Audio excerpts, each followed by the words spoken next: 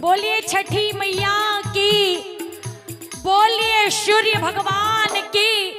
और सारे मिलके हम लोग गंगा माँ से प्रार्थना करेंगे, गंगा माँ आप अपना विकराल रूप शांत कर लीजिए, क्योंकि बहुतों का घर शायद सुपौल, सहरसा, बहुत बेगूसराय जो है कि बहुत सारी बस्ती उजड़ गए, बहुत का घर उजड़ गया।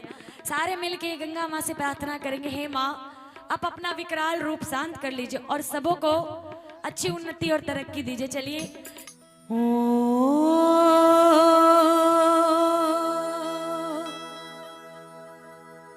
सूर्याय नमः,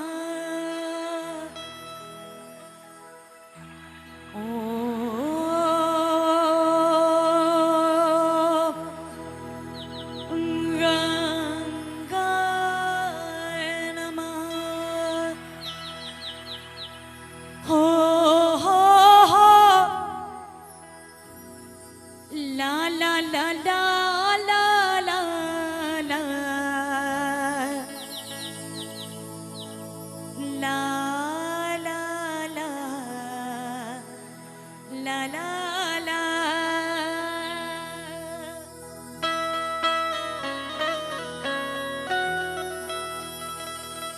मुझे के रावाजे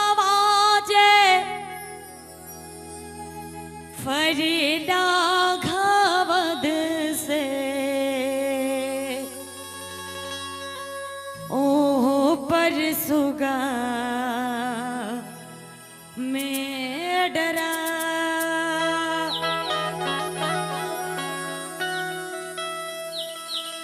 तुझे सुगानी जे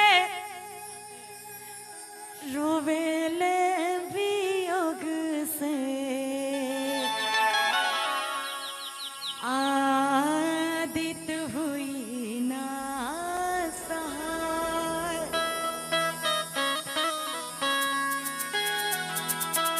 देवा हुई ना सहाय।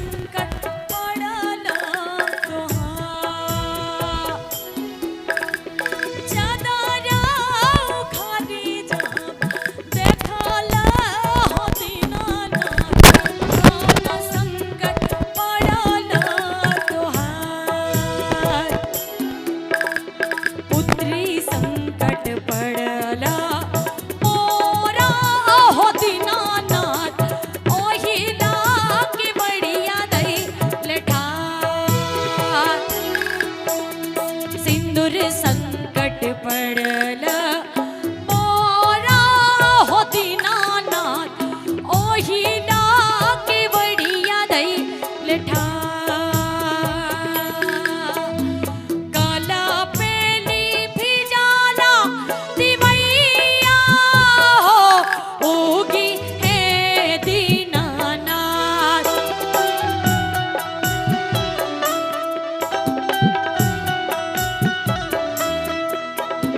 काटालो से कटे ना समैया हो उगी है दीनानाथ उगी है दीनानाथ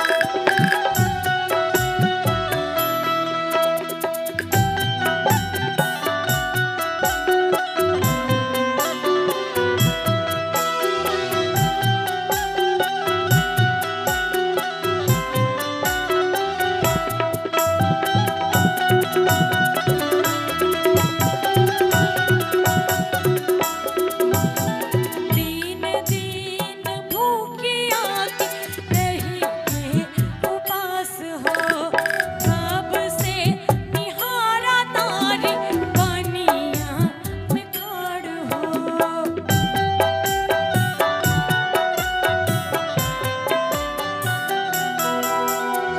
दीन दीन भूखिया की रही के उपास हो रहिया निहारा तानी पानी में पकड़ हो बड़ी देर भइले गोसैया हो उगी है दीनानाथ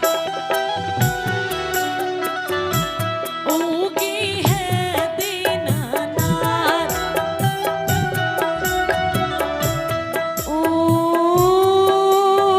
उगी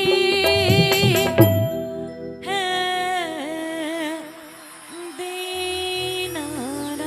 दीनानाथ। बोलिए छठी मैया की।